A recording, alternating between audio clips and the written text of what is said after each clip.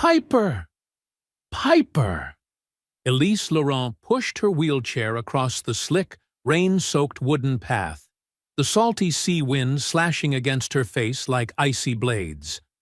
Her hands trembled, not only from the cold, but from the suffocating fear tightening in her chest. Her hoarse cry was swallowed by the roar of waves crashing against the rocky shore. December at Eastern Promenade was already treacherous, but for a disabled woman desperately searching for her 6-year-old child in a shroud of dense fog, it was nothing short of a nightmare. Her legs no longer held any feeling, but the crushing pain in her chest, where her heart was breaking at the thought of losing Piper, pulsed with every second. And then she saw it. A tiny red coat, hunched at the edge of the rocks, only a few feet from the churning whirl of water below. Elise didn't think. She simply acted. She hurled herself from the wheelchair, crawling across the frozen boards, knees burning as they scraped against the rough planks, her hands clinging to every gap to drag her body forward. Piper, sweetheart, it's Mommy.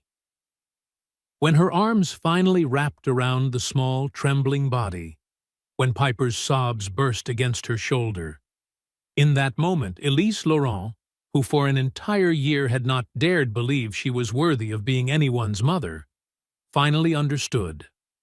Love does not need legs to run. It only needs a heart brave enough to stay. But this story, it does not begin in that moment. It begins 6 months earlier, on the first snowy night of winter, with a desperate young woman and an old wheelchair abandoned beneath an ancient pine tree, and with a widowed man who had long lost faith in miracles, until the night she appeared. Now, let me tell you the story, from the very beginning. Snow in Maine is unlike anywhere else. It doesn't fall gently like in the movies, but heavy, wet, clinging to everything as if to remind you. Winter here is anything but kind. That night was December 23rd. Julian Hart drove his black SUV through the deserted streets of Portland, Maine. In the back seat, his 6-year-old daughter, Piper, clutched her stuffed rabbit, nibbling on a gingerbread cookie while softly humming. "Daddy," her little voice piped up, "why is the road jammed?"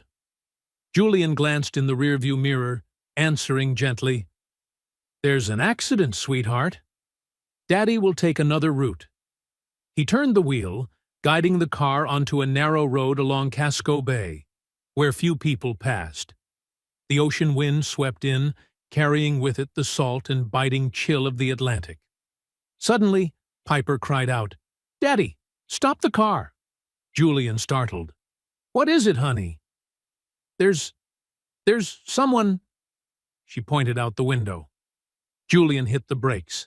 He squinted through the thick curtain of snow. And then he saw. Under an old pine tree, right at the rocky shore, sat a figure motionless in a battered wheelchair. Long blonde hair hung down over her shoulders, drenched with snow.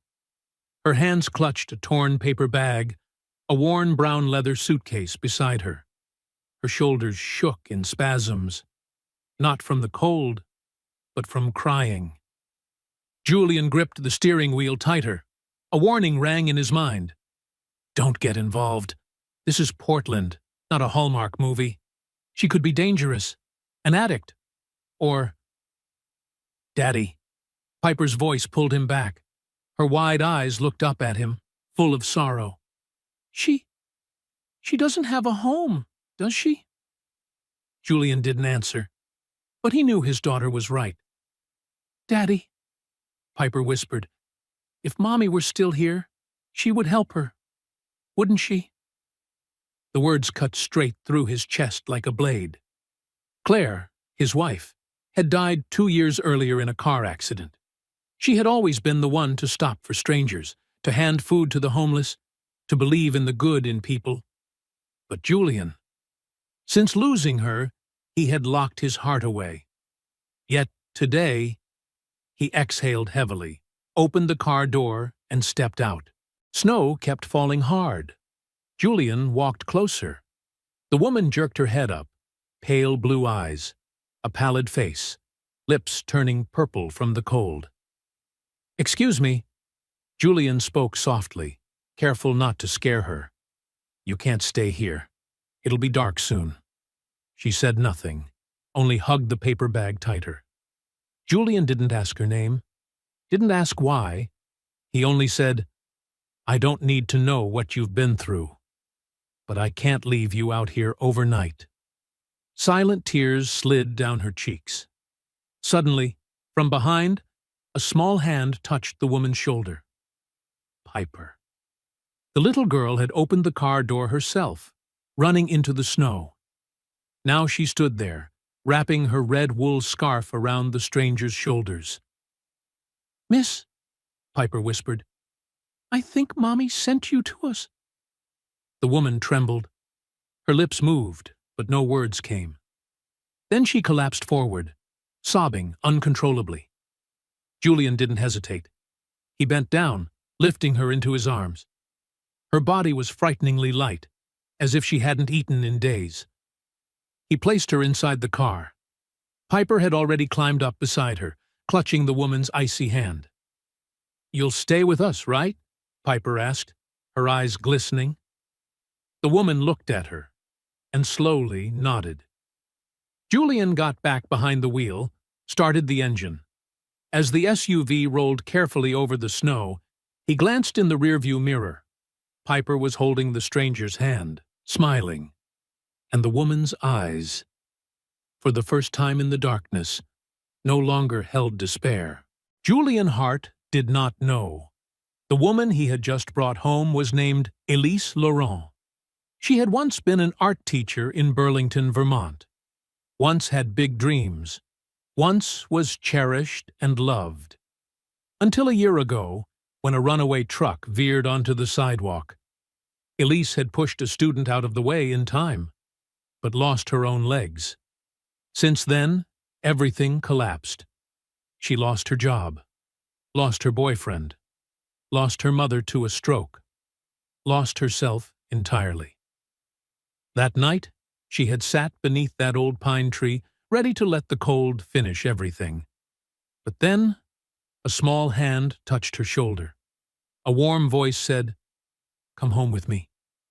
And Elise Laurent, who thought she had lost it all, suddenly realized, sometimes miracles are not radiant beams from heaven. They come in the form of a 6-year-old girl with a red wool scarf and a smile of absolute trust. Elise woke up in an unfamiliar room. Morning light filtered through cream-colored curtains, falling across the thick blanket covering her. In the air lingered the scent of pine wood and cinnamon. In the corner, the fireplace still flickered with a small flame. She sat bolt upright, alarmed. Where am I? Memory rushed back like a wave. The old pine tree, the furious snowstorm, the man, the little girl, the red wool scarf. Elise panted, trembling hands clutching the edge of the blanket. Her eyes darted around. A spacious, tidy room, oak bookshelves, a seascape painting hanging on the wall, a window opening onto a garden blanketed in snow. Not a hospital, not a shelter. This was a real home. Then the door swung open. "You're awake!" Piper burst in like a gust of wind, arms flung wide, hugging Elise tightly before she could react. A clumsy yet firm embrace, brimming with the energy of a 6-year-old child. Elise stiffened.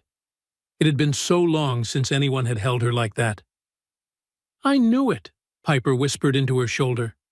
"I knew you were a snow angel." "Daddy said you just needed to rest." Elise couldn't find words. She simply let the girl hold her, and somewhere deep in her chest, a small crack began to open. "Piper, don't bother her." A warm baritone voice came from the doorway. Julian Hart stepped in, carrying a tray with hot tea and a bowl of soup. He wore a gray sweater, plain jeans, his face serious, but his brown eyes unusually gentle. He set the tray on the bedside table, gently drawing Piper back. "She needs to rest, honey." Piper pouted, but obeyed, stepping back, her eyes still shining as they watched Elise. Julian turned to Elise. Their eyes met, lingering for a moment before he spoke. "You're safe here. No one will ask you anything until you're ready." Elise swallowed hard. She opened her mouth, but no words came. Julian pulled a folded note from his pocket, placing it on the edge of the bed. "If you need quiet, I'll give you quiet. But if you need a place to start over, there's always room here for you." With that, he took Piper's hand, led her out, and the door clicked softly shut. Elise sat motionless for a long time. At last, she opened the note. Neat, careful handwriting. "If you need silence, I will give you silence. But if you need a place to start over, there's always a place here for you. J." The words blurred through her tears. Elise pressed the paper to her chest and sobbed, not from sorrow, but because for the first time in a long year, she no longer felt completely alone. The first 3 days passed slowly, as if following a different rhythm. Elise spoke hardly at all.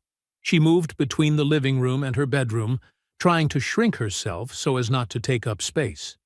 She refused to sit at the table, eating only in her room, quiet, as though apologizing for her very presence. But Piper would not let her disappear. The girl followed her step for step, drawing pictures, telling stories, singing off-key songs. Piper showed no fear of the wheelchair, never asked why, never looked with pity. To her, Elise was simply a new friend. On the 4th morning, Julian was in the kitchen brewing coffee when he heard the faint roll of wheelchair wheels on the wooden floor. Elise appeared at the doorway. Her blonde hair was tied back. She wore an oversized sweater, perhaps Julian's, and looked so small. Her pale blue eyes were still hesitant. "Good morning," Julian said softly, not turning immediately so she wouldn't feel pressured. "Morning." Elise's voice was hoarse, as if unused for a long time. "Coffee?" She hesitated, then nodded.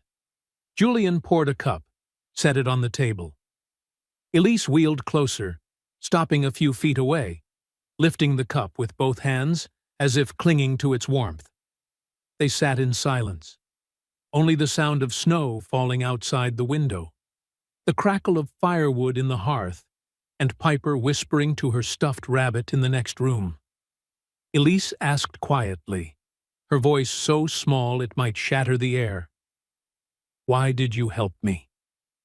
Julian paused, staring into his cup. "Because my daughter believes good people deserve help. You don't know if I'm good." "I don't need to know." Julian looked up, meeting her eyes. "I just know. No one deserves to die alone in the snow." The words hung in the kitchen air. Elise bit her lip. She wondered if he realized, that night, she truly hadn't planned to survive. "I'll leave as soon as the snow melts," she whispered. Julian didn't argue, only nodded. "If that's what you want." But both of them knew. Maine's snow does not melt easily. Piper burst into the room, tugging at Elise's hand. "You have to eat with us! Daddy cooks so good!" Elise meant to refuse, but she couldn't resist the sparkle in the girl's eyes and the small hand tugging hers. In the dining room, Julian was setting out food: roast chicken, mashed potatoes, steamed carrots. But Elise immediately noticed something else. The table had been raised. Small wooden blocks propped under its legs, just enough for the wheelchair to fit. Extra chairs pushed aside, no obstacles left. Julian said nothing. He simply pulled out Piper's chair, then turned to Elise with a slight nod.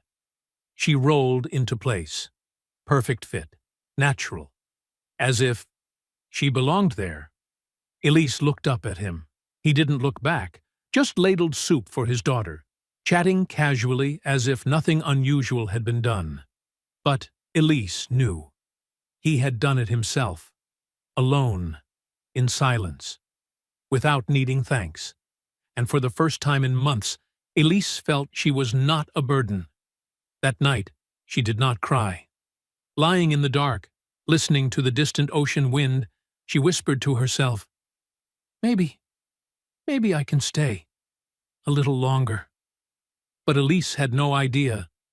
During those 3 days, Julian too was changing.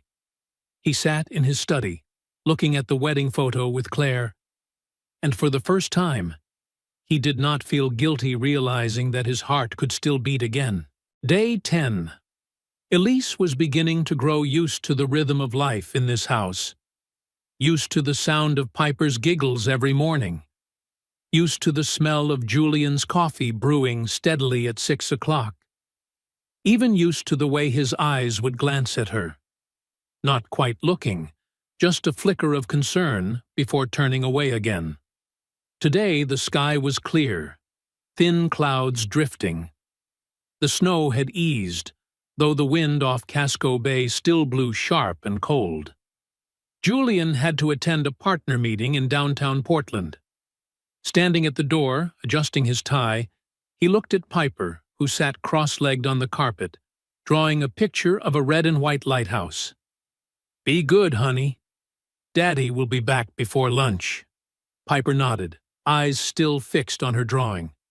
Julian turned to Elise, who sat by the window with an old book in her hands.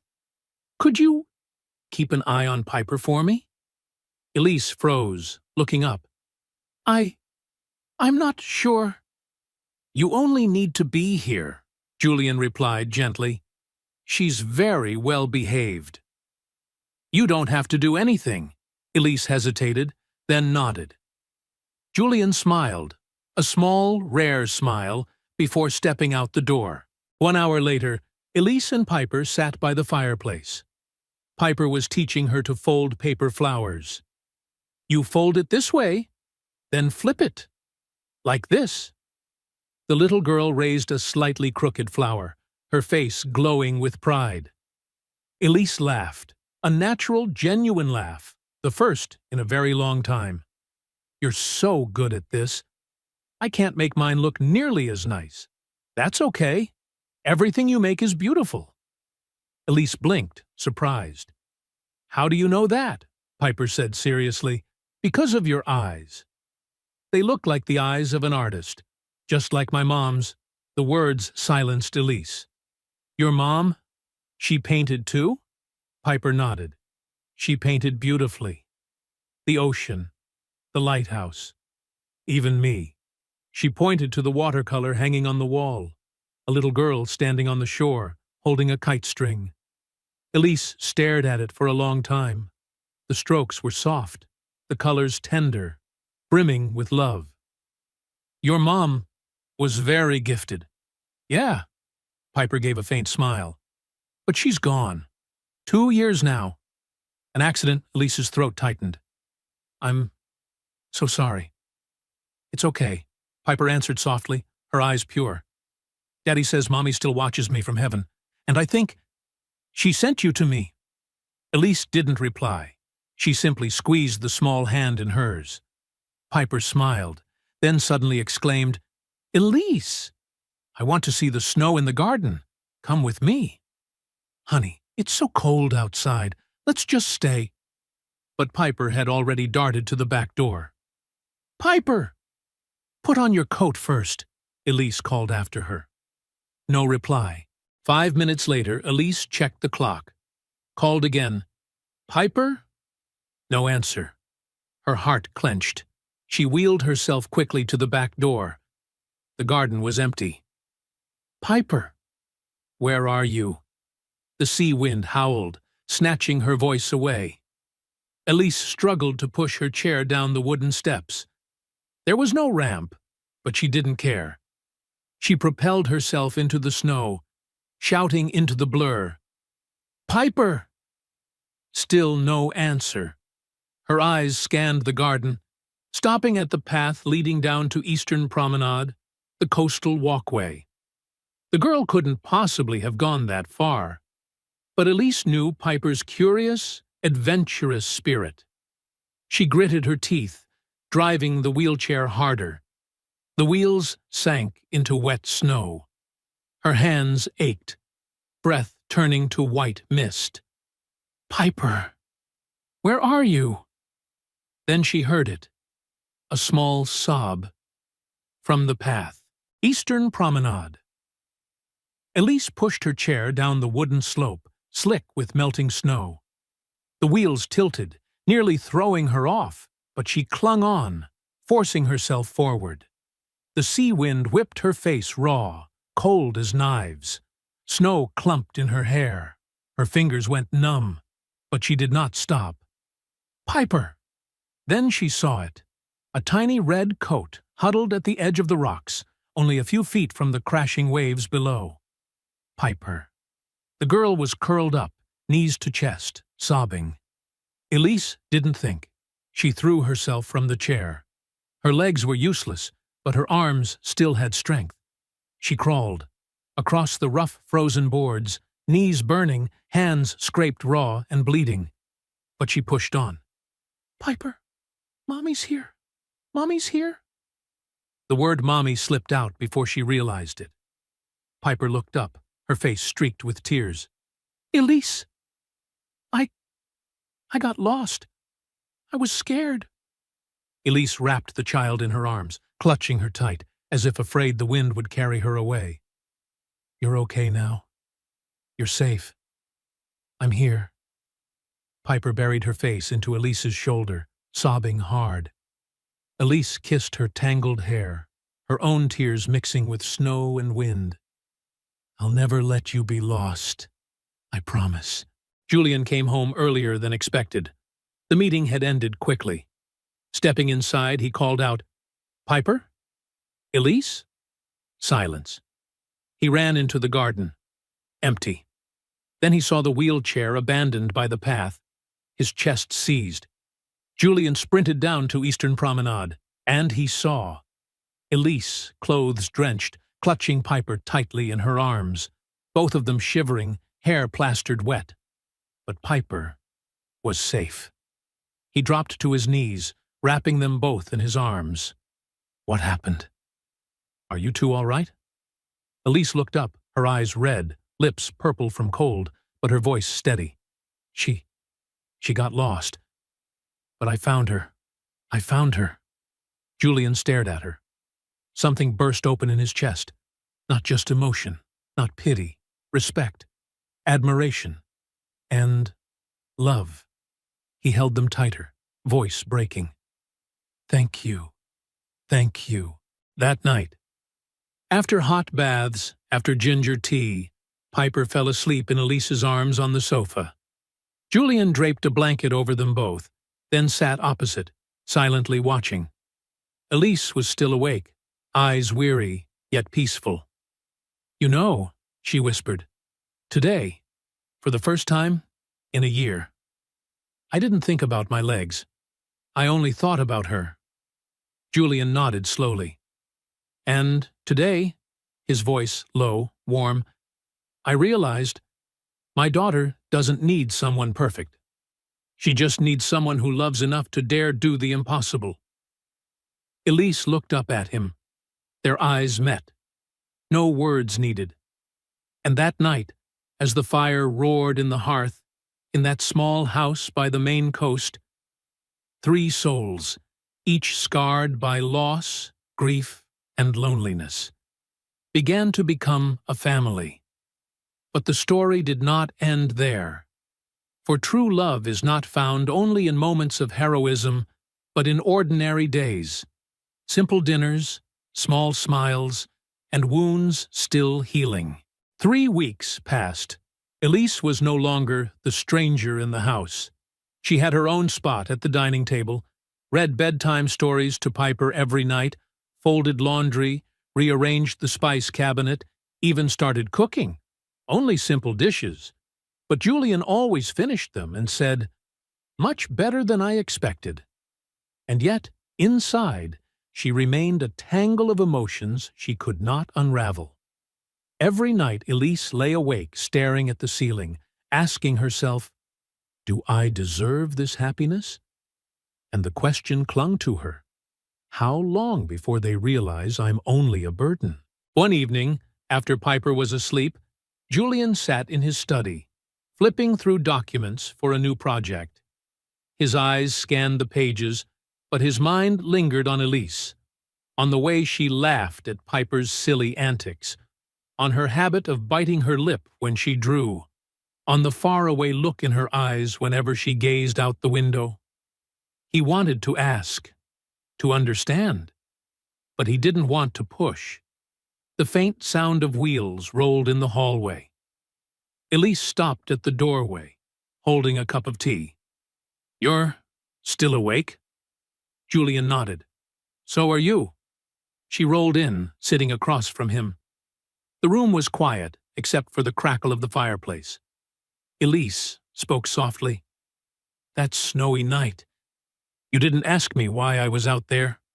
You didn't ask anything else. But I think you deserve to know." Julian set his pen down, looked at her. He didn't interrupt. He simply listened. Elise took a deep breath. "I used to be an art teacher in Burlington, Vermont. Public school, poor kids. Many had never owned proper colored pencils. I started a mural project to help them believe life wasn't only gray." She paused, staring down at the rim of her cup. "A year ago, Mateo, an 8-year-old boy, was standing at the curb after school. A truck lost control and veered toward him. I saw. I pushed him out of the way. But I didn't escape in time." Her voice trembled. "I woke up in the hospital. No feeling in my legs. The doctor said I would never walk the same again." Julian exhaled quietly. "My boyfriend then, David, stayed for 2 months. Then he said he couldn't continue, that I was no longer the woman he had loved." Tears slipped down Elise's cheeks. "I lost my job. Schools were reluctant to hire a teacher in a wheelchair. My mother, frail, living alone, had a stroke from worrying about me. She died 3 months later, in the hospital, and I didn't even make it in time." She wiped her tears, forcing a smile. "I lost everything. My legs, my work, my boyfriend, my mother. In the end, I lost myself. I no longer knew who I was, just some useless obstacle." Elise lifted her gaze straight into Julian's. "The night you found me, I had already decided to sit under that pine tree and let the cold finish the rest." Julian was silent. He rose, stepped forward, and knelt before her. "Elise," she shook her head, "you don't have to say anything. I just want you to understand why I can't believe I deserve to be here, why I keep fearing the day you realize you were wrong." Julian took her hand, warm and firm. "Listen to me.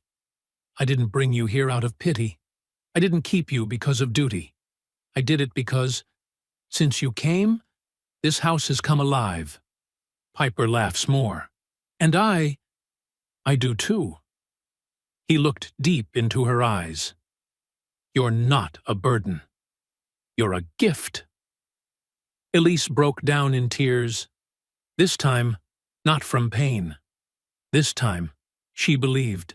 The next morning dawned bright with sunshine. Julian brewed coffee. Piper drew.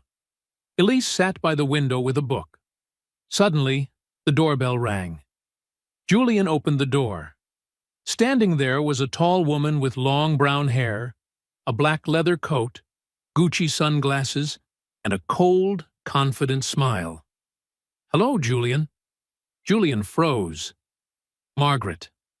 Margaret Whitmore, Claire's sister, his late wife's elder sibling.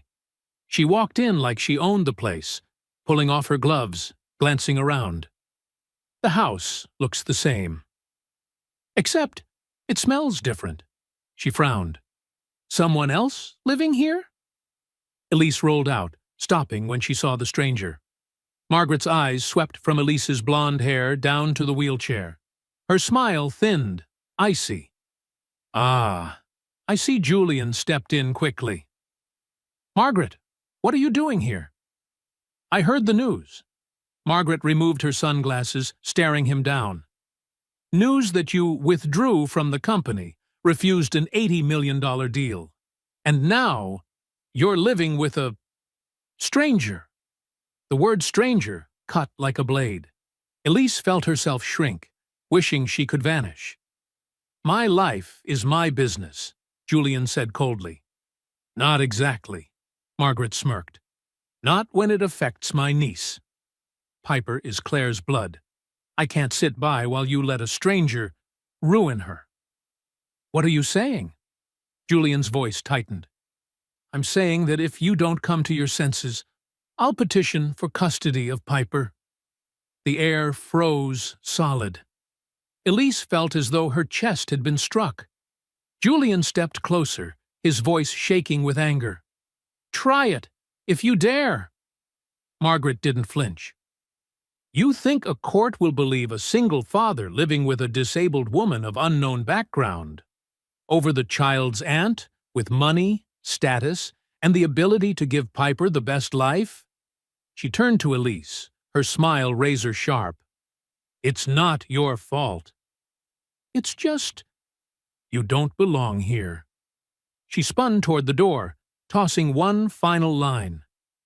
3 days. I'll give you 3 days to think. Then I'm calling my lawyer. The door slammed shut. Julian stood frozen, fists clenched. Elise sat motionless, face pale. Piper ran in from her room, hugging her father's legs. Daddy, what did Aunt Margaret say? Why are you angry? Julian hugged her, kissing her hair. It's nothing, sweetheart. Daddy's fine. But he wasn't fine. Elise wheeled silently back to her room, closing the door. That night, Julian knocked. No answer. Elise, will you open the door?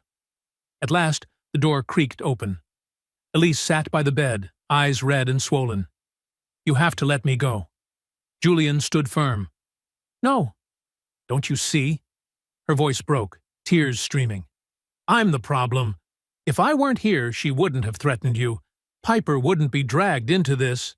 Elise, do you think I want this? I don't. But I can't. I can't let you lose your daughter because of me. Julian stepped forward, placing his hand on her shoulder. The one causing trouble is Margaret, not you. I won't let her take Piper, and I won't let her drive you out. But no buts. Julian knelt, meeting her eyes. I lost my wife, and the guilt still haunts me. I blame myself every day, wishing I had been there. I regret it every single day, his voice cracked. This time, I will not repeat my mistake. I will fight. For Piper. For you. For us. Elise sobbed, and Julian pulled her into his arms. You're not alone anymore. You have me. And for the first time, Elise allowed herself to be weak. Allowed herself to lean on someone else. 2 days after the confrontation with Margaret, Julian had barely slept. He met with lawyers, reviewed every option, prepared the files. He knew Margaret wasn't bluffing. She had money, connections, and most importantly, a motive to protect her sister's legacy. That night, sitting in his study and looking at the wedding photo with Claire, he murmured, Claire, am I doing the right thing? Are you angry with me? Because my heart is stirring again? Silence wrapped the room. But inside Julian, one thing was clear. Claire would not want him to live forever in grief. She would want him happy. And Piper would too. The next morning, Elise woke very early. She couldn't sleep, kept thinking about the line Margaret had thrown at her. You don't belong here. Was that true? She looked around the room. The books Julian had bought, the red wool scarf Piper had given her. The small painting hanging by the bed. 3 people standing beneath a lighthouse. Family. But was she truly a part of it? The house was empty. Julian had taken Piper to school.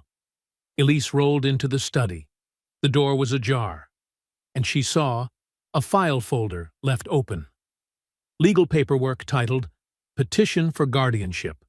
Margaret Whitmore versus. Julian Hart below. It was an email from the attorney. Julian, I have to be frank. Margaret has the advantage. Solid finances, a stable environment. The fact that you are living with someone of unknown background, without employment, and with a particular health condition, the court may deem that an unsuitable environment for a child. Elise finished reading and felt her heart stop.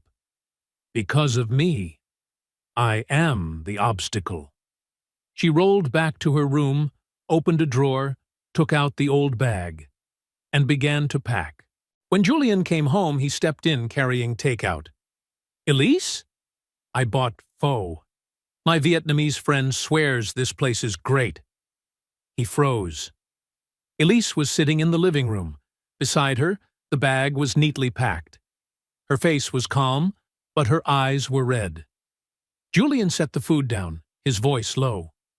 What are you planning to do? You know what I have to do. No. Julian stepped closer. You are not leaving. Julian. Elise shook her head, her voice trembling. I read the lawyer's email. I know I'm the problem. If I leave, Margaret loses her pretext to sue. Piper will stay with you.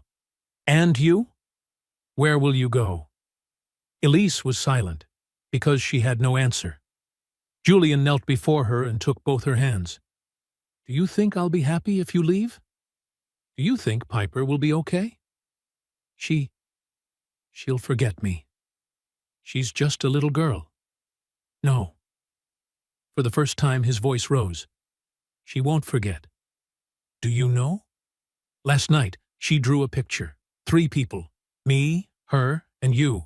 She called it My New Family, and she asked me when you would officially become her mother. Elise burst into tears. Don't say that. Julian embraced her, his voice breaking. I lost Claire to illness. I couldn't save her. But this time, I can save this. I will not let you go. I'll fight Margaret. I'll prove that. We are a family. A real family. Elise trembled in his arms. What if you lose? Julian pulled back and looked straight into her eyes. Then at least I fought. This time, I won't surrender. 3 days later, Julian drove south out of Portland alone. Burlington, Vermont. 5 hours without stopping. The old school where Elise had taught, peeling red brick walls, a broad playground in need of care. He met the principal and asked about the mural. Ah, Ms. Laurent's mural, she sighed. It's still there, but the colors have faded badly. No one's maintained it. The kids have even scribbled over it. It's a shame Julian stood before the wall. The small handprints still became butterflies lifting off. Colors once vivid were now dulled, one corner marred with graffiti. Yet he still saw the beauty, still felt the love Elise had poured into it. He took photos, then made a call. I need a professional restoration team. Earliest possible. Restore it exactly as original. Cost is not an issue. 2 weeks later, Julian asked Elise to go for a stroll. He didn't say where, only, come with me. The car stopped in front of the old school in Burlington. Elise went still. This is, come see. Julian opened the door, wheeled her around to the back of the building. And when Elise saw the wall, her breath caught. The mural had been fully restored. The colors blazed like the first day. The handprints, the butterflies, all returned. In the lower corner, a small brass plaque read, "A heart that painted children's dreams, Ms. Elise Laurent." Elise covered her face, sobbing. Why? Why would you do this? Julian knelt beside her. Because I want you to remember. You are not useless. You brought color to those kids. You changed their lives. And now, you are changing ours. He took her hand. You don't need to prove your worth. You had worth before you met me, before the accident.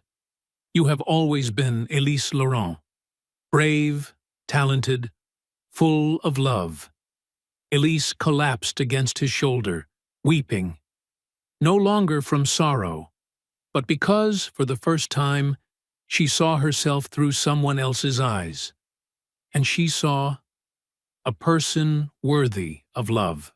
A week later, Margaret filed the petition with the court. The first hearing took place. She wore an elegant black suit, sat beside her lawyer, utterly confident. Julian sat at the opposite table. Beside him was Elise, her first time appearing publicly in this role. Margaret's attorney began, Your Honor, Mr. Julian Hart is cohabiting with a woman of unknown background, without stable employment, and with a particular health condition. We contend that this is not an appropriate environment in which to raise a 6-year-old girl. The judge reviewed the file, then looked up. Mr. Hart, do you wish to respond? Julian stood, calm but resolute. Your Honor, this is Ms. Elise Laurent, a former art teacher who sacrificed the use of her legs to save a student. She has endured loss and pain, yet continues to choose love. And my daughter, Piper, has been transformed since meeting her. He placed a folder on the bench. Letters from her former principal, from parents, and from Matteo himself, the child she saved. The judge flipped through them. The courtroom fell silent. Julian went on, opening a small notebook. And this is Piper's journal. He read the last page. Today, Miss Elise taught me to paint butterflies. She said, butterflies can fly because they aren't afraid of the sky. I think Miss Elise is like a butterfly. She doesn't need legs to fly. She flies with her heart. I love her. I want her to be my mom. The room was pin-drop quiet. Margaret bit her lip. The judge looked at Julian, then turned to Elise. Ms. Laurent, do you wish to say anything? Elise lifted her head. Her hands still trembled, but her voice was clear. Your Honor, I am not perfect. I still have wounds that haven't healed, but I love Piper, and I will spend my life protecting her. She paused, then met the judge's gaze. I do not need legs in order to love someone. The trial dragged on for another 2 hours. Margaret's lawyer threw out every possible argument. Unstable finances. Julian had just turned down a major deal. Unsteady lifestyle, cohabiting with a stranger, potential psychological risk for the child. Would Piper be harmed if her stepmother was disabled? But Julian's attorney countered each point. He submitted financial records. Still solid. A psychologist's report. Piper was happier than ever, and most importantly, he requested that Piper be allowed to speak. The judge hesitated, then nodded. Very well. But in a private room. Only myself and the child psychologist present. 30 minutes later, Piper emerged, hand in hand with the judge.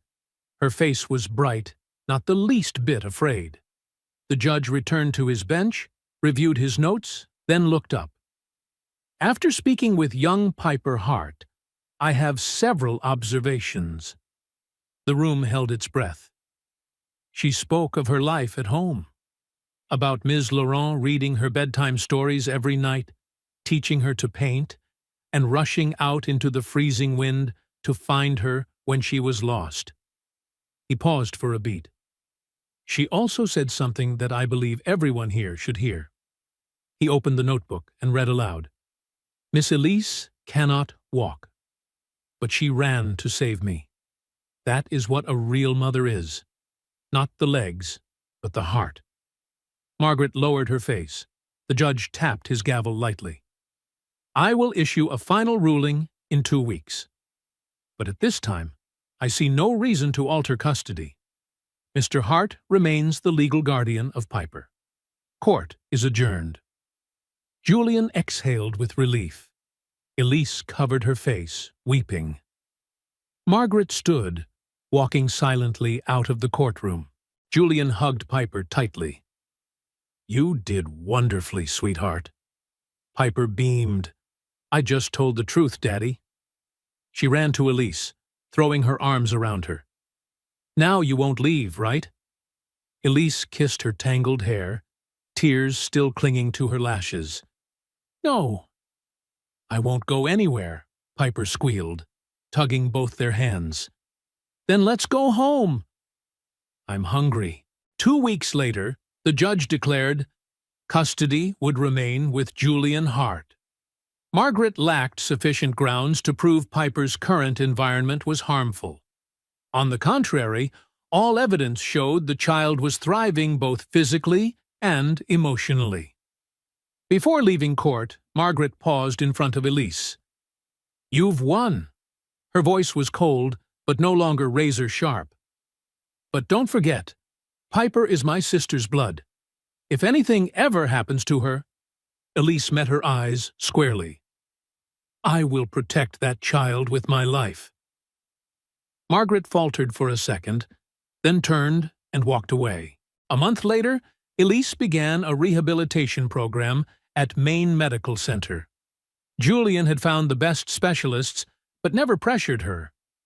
You don't have to prove anything, he said. Whether you walk again or not, you're still you. And I still love you. For the first time, he said the word love. Elise flushed, smiling. That's the first time you've said it. Because now I'm sure. Julian squeezed her hand. The physical therapy room was filled with natural light. Elise sat in her wheelchair, staring at the parallel bars stretching the length of the room. Her therapist, Sarah, smiled. We'll start very slow. No rush.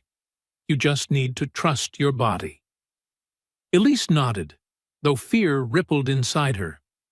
What if it doesn't work? What if my body won't respond? Sarah seemed to read her thoughts. Elise, listen to me. This doesn't define your worth. You've already been so brave. Now we're just exploring what your body can still do. Elise drew a deep breath, stood, gripping the bars tightly. Sarah supported her from behind. Put your weight on your arms. Slowly. 1, 2. Her legs trembled faintly. Not much sensation, but something. Now, try lifting your right leg. Just a little. Elise bit her lip, summoning all her strength.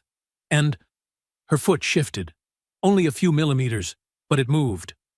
Elise gasped. I felt it. That's right. Sarah's smile shone. Your body is responding. We'll work every day, slowly. Do you see? You can do this. Tears streamed down Elise's cheeks. This time, tears of hope. 3 months later, Elise went to therapy every day. Pain, fatigue, moments when she wanted to give up. But every evening when she came home, Piper dashed to greet her. How was it today? Did you get better? Julian was always there, massaging her legs, encouraging her, never pressuring. One night, Elise nearly collapsed in frustration. Why is my body so slow? Why can't it be faster? Julian wrapped her in his arms. Because this isn't a race. It's a journey. And whether you walk again or not, I'm here. Forever, Elise wept against his chest. For the first time, she truly believed in the word forever. 6 months later, Piper's 7th birthday. Julian threw a small party at home. A few of Piper's friends, a few neighbors, and most unexpectedly, Matteo, the boy Elise had saved a year ago. She hadn't known Julian had arranged it. The moment Mateo saw her, he ran to her and clung tight, sobbing, "Miss Laurent, you're okay? I missed you so much." Elise hugged him, kissing his head. "I missed you too, Mateo." So much Mateo's mother, a Mexican woman, took Elise's hand, her voice tinged with Spanish lilt. "Thank you. Thank you for giving my son the chance to live. And now, I see you are living again too." "Yes?" Elise nodded, too moved for words. That afternoon, after the guests had gone, Piper pulled Elise into the garden. "Elise, I have a present for you." "A present? But today is your birthday, not mine." Piper giggled mischievously. "But this is for both of us." She handed Elise a folded piece of paper. Elise opened it, a hand-drawn picture. 3 figures standing on the beach beneath a sunset. Julian, Piper, and Elise. All 3 holding hands. Beneath it, in Piper's uneven handwriting, "My family." Elise clutched the child, bursting into tears. Julian stepped out, kneeling beside them, wrapping his arms around both. He said nothing, just held them. And in that moment, beneath the Portland, Maine sunset, 3 hearts once broken, beat together as one. 9 months. 9 months since that first snowy night. 9 months since Julian met Elise beneath the old pine tree. 9 months, and everything had changed. Except for one thing. Elise still could not fully walk. She could stand, take a few steps with crutches, but not freely, not truly fly. And today, exactly 1 year since the accident that had taken her legs, Elise decided to do something special. Sarah, her therapist, stood beside her, watching. "Are you sure?" "This is a big step," Elise nodded, her blue eyes shining with resolve. "I'm ready." Sarah glanced at Julian, standing in the corner, fists clenched. He was worried, but he believed in Elise. "All right," Sarah said. "We'll try. No crutches, no parallel bars. Just you and your will." Elise sat in her wheelchair, drew in a deep breath. Sarah helped her to her feet. Elise gripped Sarah's hand tightly, feeling her body's weight pressing onto her legs. Pain, but not unbearable. "Now, slowly let go of my hand." Elise hesitated, then released. She stood, alone, without support. Her heartbeat thundered. "Good," Sarah whispered. "Now, the first step. Just one step." Slowly, Elise looked toward Julian. He stood there, eyes glowing, fixed on her. She inhaled, lifted her right foot. 1 step. Her leg trembled. She nearly fell, but kept her balance. Then a 2nd step. Then a 3rd. Then a 4th. Elise Laurent, who had once believed she would never walk again, was walking. Sarah grinned broadly. Julian covered his face, tears streaming down. Elise reached him, each step unsteady, but strong. She lifted her head, smiling. "Do you see? I did it." Julian said nothing. He only wrapped her in his arms, as if afraid she would vanish. "You did it. You did it." His voice breaking. That afternoon, Julian drove Elise and Piper to Portland Head Light, the most famous lighthouse in Maine, its beam guiding ships lost in the fog. Piper skipped ahead, holding a kite. "Daddy, let's fly it," Julian laughed. "Yes, sweetheart. But first, I need to tell Elise something." Piper winked mischievously and ran to the grassy field. Julian led Elise along the rocky shore. Waves lapped gently below the cliffs, the sea wind threading through her hair. Elise gazed at the horizon, smiling. "It's beautiful. I've never felt so free." Julian stopped, turned to her. "Elise." She looked up. "What is it?" Julian dropped to one knee. Elise froze. He pulled out a small velvet box, opened it. A simple, elegant ring. A pale sapphire, the color of her eyes. "Elise Laurent," his voice trembled. A year ago, I met you in the snow. I thought I was saving you, but the truth is, you saved me. You saved Piper. You gave us a reason to believe in love again." Tears streamed down Elise's cheeks. "I don't need you to be perfect. I don't need you to prove anything. I just need you beside me forever." He looked straight into her eyes. "Will you marry me?" Elise couldn't speak. She only nodded, tears falling freely. Julian smiled, rose, and slid the ring onto her finger. They kissed beneath the sunset, beside the lighthouse, with the sound of waves and Piper's delighted laughter echoing nearby. The wedding was held at Old Port, inside a historic brick warehouse strung with lights and white baby's breath flowers. Simple, warm, intimate. Only their dearest ones. Piper was the little bridesmaid, in a pink dress, basket of flowers in hand, her smile radiant. Elise entered, not in her wheelchair, but on her own legs, each step slow but steady. Julian stood at the end of the aisle, in a gray suit, looking at her as though he were witnessing a miracle. When Elise reached him, he whispered, "You look beautiful." She smiled. "So do you." They held hands. When the minister asked, "Do you take her as your wife, in sickness and in health, in wealth and in poverty?" Julian answered without hesitation, "I do." "And do you take him as your husband?" Elise smiled, looking into his eyes. "I do." They kissed. Applause filled the room. Piper jumped with joy, hugging them both. "Now, we're a real family." And yes, they were. A year later, Elise opened a small art center in Portland, dedicated to disabled children and those from disadvantaged backgrounds. Over 30 children attended the opening day. Mateo was there too, older now, more confident. Elise hadn't known Julian arranged it. The moment Mateo saw her, he ran to her, hugging tightly, sobbing, "Miss Laurent, you're okay. I missed you so much." Elise held him, kissed his head. "I missed you too, Mateo." Very much Mateo's mother, a Mexican woman, clasped Elise's hand, her voice tinged with Spanish lilt. "Thank you. Thank you for giving my son a chance to live. And now, I see you are living again too." "Yes?" Elise nodded, speechless with emotion. She stood before the class, smiling. "You know, there was a time I thought I had no worth. But then I learned, our worth isn't in what we've lost, but in what we give." She looked out the window.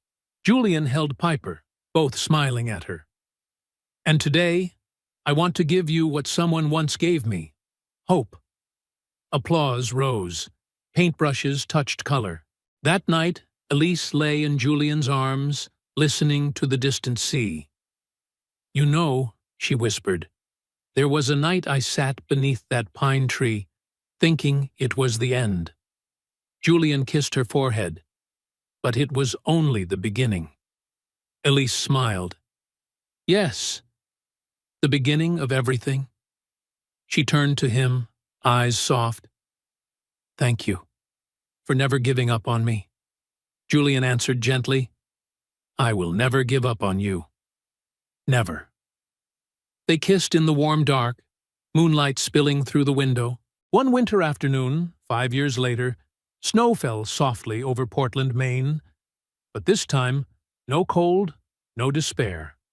Elise stood in the front yard, holding Piper's hand. Now 12, tall and confident. Beside them, a 4-year-old boy, blonde hair, brown eyes like his father's. "Mom," Piper called, "my little brother wants to play in the snow." Elise smiled. "Then let's go." Julian stepped onto the porch, wrapped his arms around his wife from behind, kissed her cheek. "Are you happy?" he whispered. Elise turned, smiling. "Happier than I ever thought I deserved." And as the family stepped into the yard, laughing, building a snowman, Elise Laurent, once ready to die alone in the ice, realized sometimes the end is just the universe's way of leading us to a new beginning. And that beginning was worth more than everything she had lost. If this story touched your heart, made you smile or shed a tear, please subscribe and turn on notifications to support us in bringing you more moving tales like this. Because even in the coldest winters, flowers can still bloom. Comment below.